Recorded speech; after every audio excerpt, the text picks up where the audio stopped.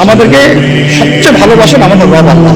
সত্যিকারের ভালোবাসার ডেফিনেশনটা হচ্ছে যে আপনি নিঃস্বার্থভাবে কাউকে ভালোবাসেন।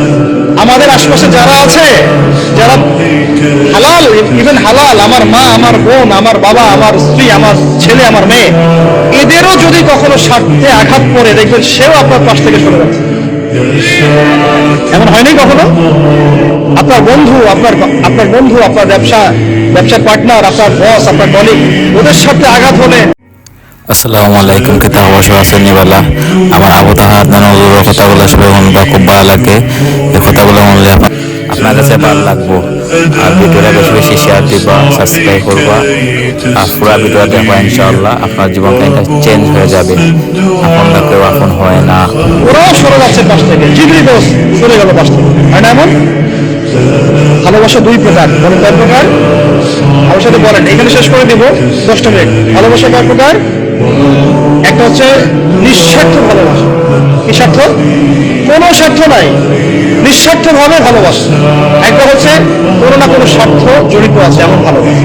আপনার স্ত্রীর চাহিদাও যদি আপনি পূরণ করতে ব্যর্থ হন, দেখবেন স্ত্রীর সাথে আপনার গন্ডগোল লেগে যাচ্ছে, যদিও সে হালাল। তাই না? এমন হয় না অনেক সময়? আমি তো অনেকদিন বলেছি, অনেকদিন আগেও বলেছি, 5 বছর 6 বছর আগে, যে মানুষ আসলেই মানুষের অবস্থানকে মূল্যায়ন করে। ভিতর থেকে মানুষকে শুধু মূল্যায়ন করে আল্লাহ রাব্বুল আলামিন। না হলে কি হতো? এই যে এত অন্যায় আমরা করেছি, আল্লাহ পাক কি আমাদেরকে ছেড়ে দিয়েছেন, ফেলে দিয়েছেন, গজবে ধ্বংস করে দিয়েছেন? এই যে আল্লাহ পাক যে আমাদেরকে মহব্বত করেন, ভালোবাসেন, তার প্রমাণে আল্লাহ পাক চান যে আমরা যেন ফিরে আসি।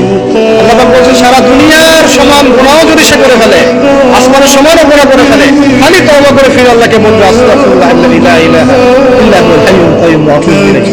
আল্লাহ পাক বলছেন, খালেস তওবা করলে গুনাহ তো মাফ করে দিবই, আগের গুনাহগুলোকে নেকি দিয়ে পরিবর্তন করে দিচ্ছে। ভালোবাসা না?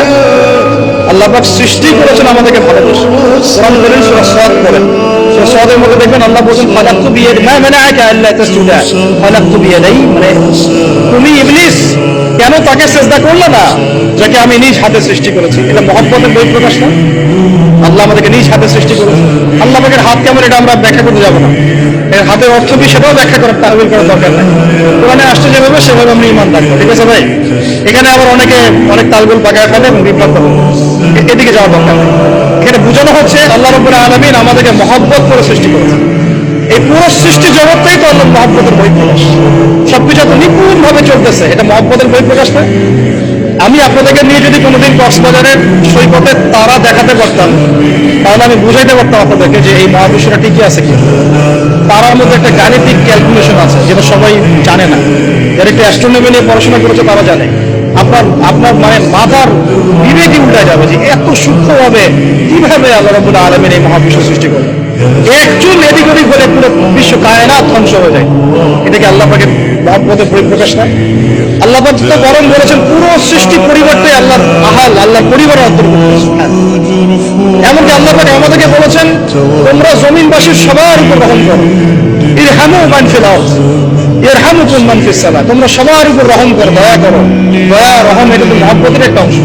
তোমরা সবার উপর দয়া করো, রহম করো, মহব্বত করো। এটা কি হবে? তাহলে আল্লাহ পাক আসমানে যিনি আছেন, আল্লাহ পাক তোমাদের উপর রহম করবে।